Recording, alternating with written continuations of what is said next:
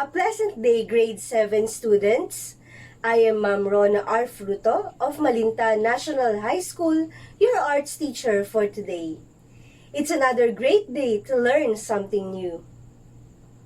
These are the competencies that you are about to learn in this video. At the end of the lesson, you are expected to identify the festivals and theatrical forms all over the country throughout the year. Researches on the history of the festival and theatrical composition and its evolution. And describe how the townspeople participate and contribute to the event. Discusses the elements and principles of arts as seen in the Philippine festivals. Explains what makes each of the Philippine festivals unique through a visual presentation. Designs the visual elements and components of the selected festival or theatrical forms through costume, props, etc. Before we start, I want you to listen and analyze this music.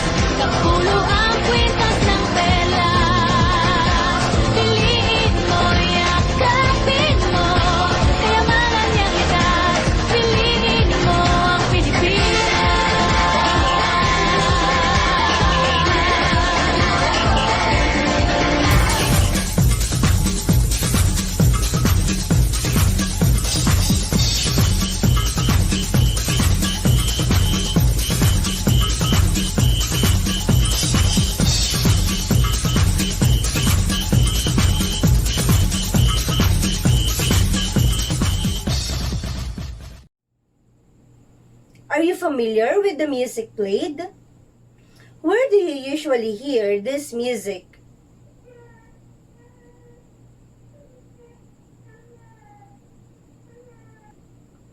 Absolutely! You can hear this music in some events, like festivals in the Philippines. Philippines is dubbed as the Fiesta Island of the Pacific. It is home to extravagant and well-known festivals. Since we are art and fun-loving people, we are surrounded by festivities and celebrations. Philippines is home to rich, colorful, and lively festivals. From Luzon to Visayas, down to the southern tip of Mindanao. We express our thanksgiving and celebration of blessings from God through festivals. We celebrate almost every aspect of our lives. Our topic for today is the Philippine festivals and theatrical forms. Philippine festivals and theatrical forms have three categories, namely religious festivals, non-religious festivals, and representative theatrical forms. Religious festival is a way of celebrating life's abundance, which are clear expressions of religiosity and strong faith in the Creator. Fiestas showcase Filipino ingenuity at its finest. These are the famous and extravagant Philippine religious festivals. Let's start with the Pahiyas Festival. It is an extravagant and colorful festival with decorated houses. Pahiyas Festival is celebrated every 15th of May in Lucban, Quezon. It is held in honor of San Isidro Labrador. It is a way of farmers' thanksgiving for a rich and bountiful harvest. During the early times, farmers used to offer their harvest at the foot of Mount Banahaw. When a town church was established, farmers would bring their harvest to bless those as a way to give thanks to the Lord for their bountiful harvest. When the priest cannot accommodate all the farmers, they agreed to display their harvest in their houses, and the parish priest would bless them. In 1963, the Pahiyas Festival was created. The townspeople participate in the festival by decorating their houses with keeping. A leaf-shaped, multicolored rice paste wafers. Keeping is the main highlight of decorated houses. Other agricultural produce like fruits, vegetables, and flowers are used in decorating houses. They use bright colors to catch the attention of the judges. The house with best design will win the prize at the end of the celebration. There are also tons of dancing, grand floats, and roaring march band for the grand parade. One of the attractions of the procession is the parade of parikitan gowns. Designers in town are challenged to create beautiful dresses that incorporates the spirit of the fiesta. The crowd is always excited for the parade of the carabaos. The carabao is one of the main symbol of the Philippines and farmers' best companion as they help with farming chores. The next famous festival is a dance ritual and Catholic festival. It is the Obando Fertility Rites, which is celebrated every 17th to 19th of May in Obando, Bulacan. It is held in honor of the three patron saints of Obando Church, San Pascual Bailon, Nuestra Señora de Salambao, and Santa Clara of Assisi. Couples who are appealing for heavenly intercession of having a child participate in the parade. The fertility dance was first a pre-Christian fertility celebration called Kasilo Nawan, where local babaylans dance as an offering to the deities of nature. It appears that Spaniards introduced Christianity in part by substituting Christian saints for these deities, with Santa Clara taking on the role of preventing and curing infertility. The townsfolk participate in the festival by wearing traditional costumes. Barong Tagalog or Camisa de Chino for men, and Filipiniana or Kimono at Saya for women, with mostly matching, colorful, and distinct designs. The streets and the Obando Church are decorated with hanging colorful and vivid looking banderitas or flaglets that complements the costume of the dancers. The dance parade is guided by the Salambao dancers. Watch this short video clip of Obando Fertility Dance with the tune of Santa Clara Pinong Pino.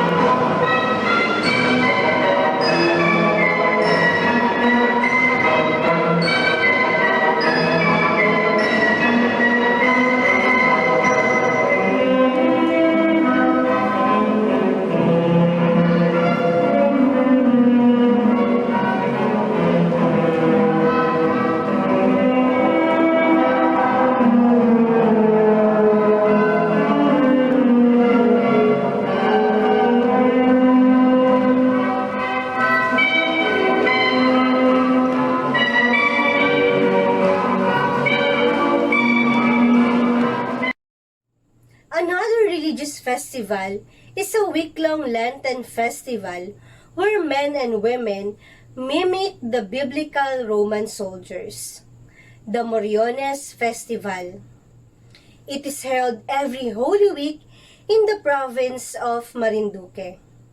Moriones Festival came from the word morion, which means mask or visor that covers the wearer's face. Morion is a part of medieval Roman armor worn in biblical times. People in Marinduque participate in the festival by wearing the Moriones costume every day for the whole week. These costumes make the Moriones festival really look like medieval Roman armor. Moriones festival is dedicated to Saint Longinus. Saint Longinus is a half-blind Roman soldier which supposedly pierced Christ at the side with his lance. Legend said that after he had pierced Christ, a drop of blood fell on his eye and he got his sight back. The miracle caused the Roman soldier to fully convert to Catholicism, which is why the Filipino people have an entire festival dedicated to him. The reenactment reaches its climax when Longinus is caught and beheaded. I know you are very familiar with this next festival. It is the mother of all Philippine festivals, the Ati-Atihan Festival. Ati-Atihan means make-believe atis or aitas, the indigenous natives of the island. This festival is held on 3rd week of January every year or on the second Sunday after the Epiphany in Calibo, Aklan. It is celebrated in honor of Santo Niño. Ati-Atihan Festival is widely known not just in the Philippines but across the world. Street dancers' faces are covered with black to look like atis or painted their faces in many ways. Performers have elaborated, extravagant, and gigantic costumes. There is also heart-thumping beats of the drums while shouting "Hala Bira" and "Viva Santo Niño" in the parade.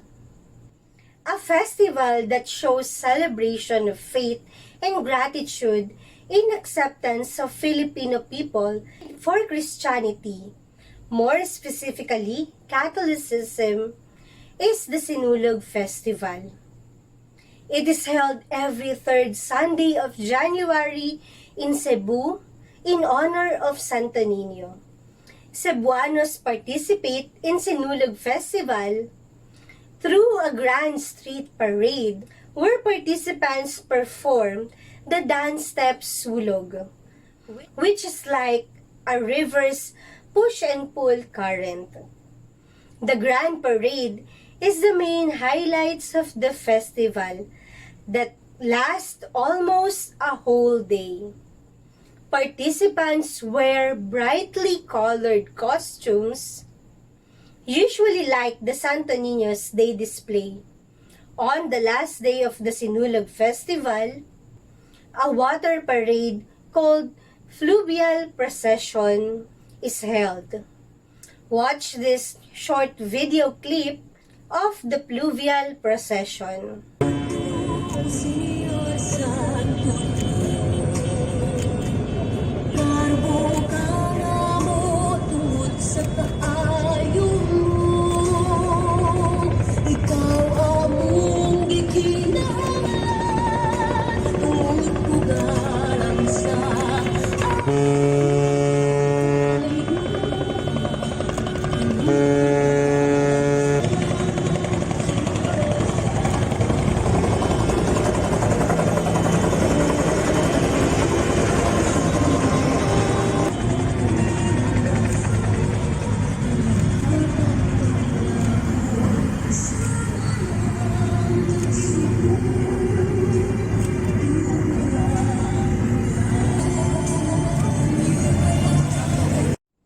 Ilonggo people also have a rich heritage, colorful history, passionate devotion, and fun-loving spirit, showcased through Dinagyang Festival.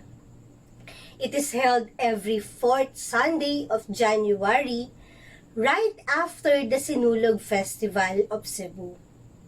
The festival traces its root as a Thanksgiving celebration in honor of Señor Santo Niño. The Dinagyang Festival history started in 1967 when an Augustinian priest from Cebu gave a replica image of the Santo Niño as a birthday gift to a fellow Augustinian priest in Iloilo. Since then, a novena mass was held every Friday at the San Jose Parish Church. In 1969, a competition was organized like the popular Ati-Atihan Festival of Kalibo Aklan. That time, Dinagyang Festival was known as Iloilo Ati-Atihan. Dinagyang became the official name a decade later when a radio broadcaster, Pacifico Sudario, insisted on using a local word. It is now one of the Philippines' most spectacular religious cultural festivals. Dinagyang came from the root word dagyang, which means to make happy. Ilonggos represent this celebration full of joy through tribal, colorful costumes and headdresses. Have you ever joined or watched a Santa Cruzan? It is one of the most popular celebration in May. It is a religious, historical beauty pageant held in almost many cities, towns, and even small villages throughout the Philippines during the month of May. Santa Cruzan is not just a beauty parade, but it recalls Queen Helena's search for the Holy Cross, mother of Roman Emperor Constantine the Great, embarked on a journey to the Holy Land in search of a wooden cross to which Jesus Christ was nailed. The highlights of Santa Cruzan is the portrayal of characters, showing off costumes and pageants, as well as the best well-dressed characters. Coincidentally, Flores de Mayo or Flowers of May is also celebrated in May. It is a month-long celebration held in honor of Virgin Mary. The devotees offer flowers to the image of Virgin Mary in their respective churches. Those are the most famous and just few of the religious festivals in the Philippines. Before we proceed to the next lesson, let us have a quick activity about some of the festivals in the Philippines through a picture reveal game. There is a hidden picture under several rectangles. I will be giving 10 seconds each item. Guess the festival before the time ends.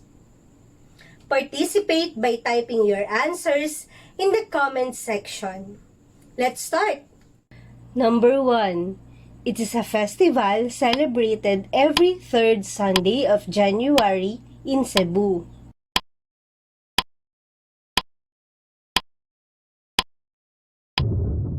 If your answer is Sinulog Festival, then you are correct. Number 2. A month-long celebration where devotees offer flowers to the image of Mama Mary to the respective churches. Yes, it is Flores de Mayo. Number 3. A festival celebrated in Lucban, Quezon, where houses are decorated with fruits, vegetables, and keeping. Very good. The answer is Pahiyas Festival. Number 4. It is known as the mother of all Philippine festivals. It is held in Kalibo, Aklan and celebrated every third week of January. You've got it right. Ati-Atihan Festival. A fertility dance that is both a festival and a prayerful appeal of devotees for a child.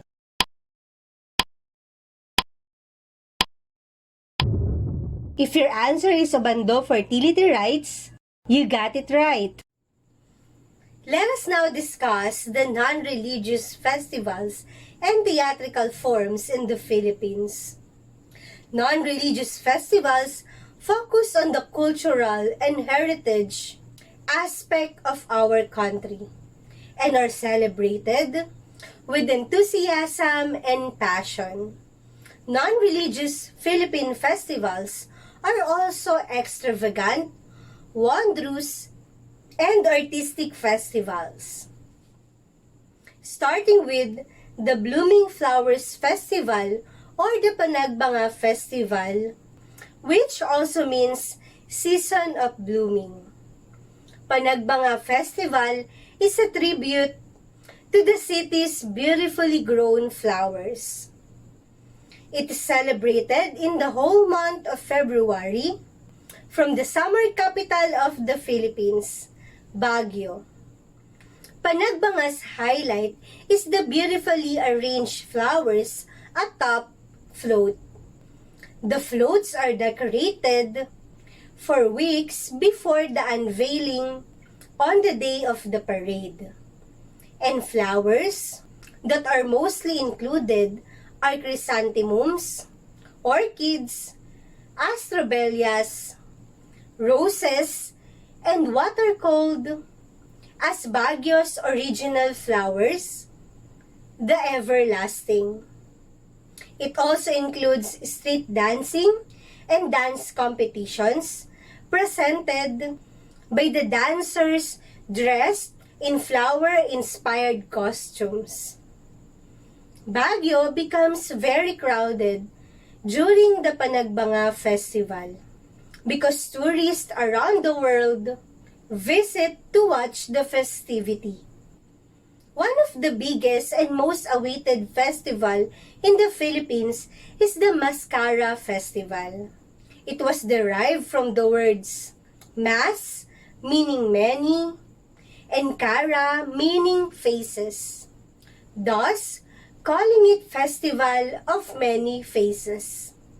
Mascara Festival is held every third weekend of October or on closest weekend to October 19 in the city of Smiles, Bacolod.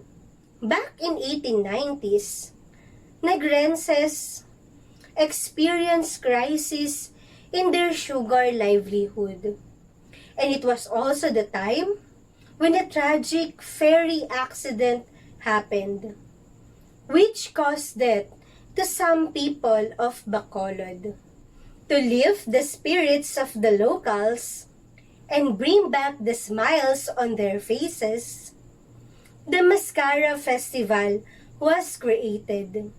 It dramatizes the steadfast character of the Negrenses, putting on smiling faces even when faced with challenges. This festival showcases visual presentations for several days, giving tourists an eyeful of colorful artistry in costumes and masks, and through dance performances of the participants. Philippines is home to different ethnic groups. In Bukidnon region, 7 ethnic or tribal groups gather to celebrate the richness of Bukidnon in terms of culture, ethnicity, and language through Kaamulan Festival. It is dubbed as the only authentic ethnic festival celebrated in the whole Philippines, with customs and traditions of the 7 tribal groups that originally inhabited the Bukidnon region: the Matigsalug, Tighawanon, Higawnon, Umayamnon, Manobo, Bukidnon, and Talaandig. It is a festival celebrated annually in the second half of February to March 10 in Bukidnon. They celebrate this festival by telling legendary stories, reliving ancient rituals, playing and listening to ethnic music, and doing traditional dances through one of the highlights of the festival, a street dancing competition with unique ethnic costumes in red, yellow, blue, white, and black. Once a small gathering, Kadayawan Festival is now one of the most highly anticipated festivals in the Philippines. It is a festival of thanksgiving for the gifts of nature, the wealth of a culture, and the bounties of harvest, and serenity of living that is derived from the Bawenyo word, madayaw, or good, valuable, or superior in English. Kadayawan Festival is held every third week of August in Davao, which displays various farming implements, fruits, flowers, vegetables, rice and corn grains as tribute to the gods. There are also singing, dancing, and offerings to the divine protectors. The Baweños showcase different dances, floats, and tribal costumes and jewelry in this festival. This festival is said to interface 3 aspects: tribal, industrial and arts, and entertainment. This festival reflects merry spirit and indigenous culture of the city's people. I know you are familiar with this game. 4 pics, 1 word. I will show you 4 pictures and identify the non-religious festival related to the pictures shown. I will be giving you 10 seconds each item to answer. You may participate by typing your answers in the comment section.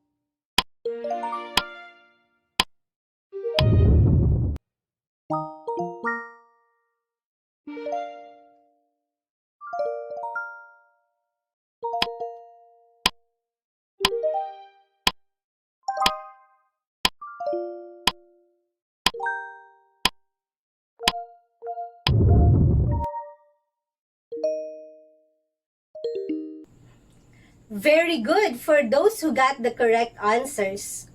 You are really focusing on our discussion. The Philippine theater plays an important role on promoting Filipino culture and heritage. Representative theatrical forms include religious and non-religious acts or productions, usually shown or performed during festivals. Let's find out the most famous Philippine representative theatrical forms. Shadow is formed when something blocks light traveling from a source. Did you know that shadow can also be used as a theater play? Shadow puppetry, also known as a shadow play, has been visible since the time of Dr. Jose Rizal, when he staged play entitled Carillo. Shadow puppetry is an ancient form that uses flat, expressed figures to produce cut-out figures which are held together by sticks or sometimes thread to create movement, which are shown behind a thin layer of cloth or screen and a light source to create the shadows. Shadow puppetry is also used to tell stories in a creative way. Another theatrical form in the Philippines is the dance drama. It is a drama performed through dance movements, frequently with dialogue or singing. Dance drama is popular for retelling of famous national literatures. Actors act out scene through a complex gesture language which imitates actions in real life. Watch this short video clip of a dance drama of Leyte Dance Theater.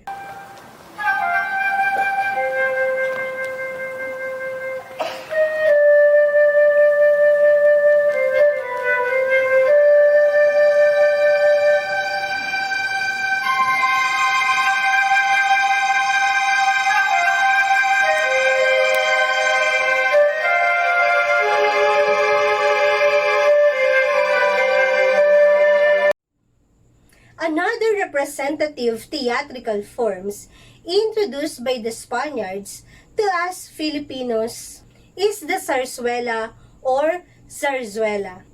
It is a play with song or dances, usually written in prose, depicting the peculiarity of romantic love among idealized Filipino characters that are often accompanied by topics of love, contemporary, social, political, economic, and cultural issues for relevance and added interest. Zarzuela are usually nationalistic in theme and plot and showcased by actors and actresses wearing traditional costumes, our Filipinianas, and Barong Tagalog, or other local wear in the conventional era. Have you ever watched a play that shows the life of Jesus Christ? During the season of Lent, one of the most awaited events is the theater play of Cenaculo. It is a theatrical play that depicts stories and events from the Old and New Testaments related to the life of Jesus Christ. For the performance task, let's have an activity entitled Make Me. Directions. Choose your favorite festival and create your own miniature costumes. Design must be appropriate to the chosen festival. Here are the needed materials. Number 1. Figure of paper doll. Cut out the pattern of paper doll figure on your MAPES self-learning module. Number 2. Construct a main or base part of your costume. You may use Oslo paper or cardboard for tougher base. Number 3. References for your costume. But you are highly encouraged to create your own ideas. These are simple references or inspiration. Number 4. Scissors, paste, glue, or tape. Number 5. Coloring materials. Lastly, other art materials such as sequins, beads, and recycled materials. Steps in creating miniature festival costumes. First, choose a festival costume you want to create, including props or anything that are necessary to complete it. Number 2. By using the paper dolls provided, trace or copy the figures to determine the size of the costume needed. Third, use different art materials to create various textures. Maximize your skill in sketching or coloring the costumes. Lastly, when you are done, dress up your paper dolls.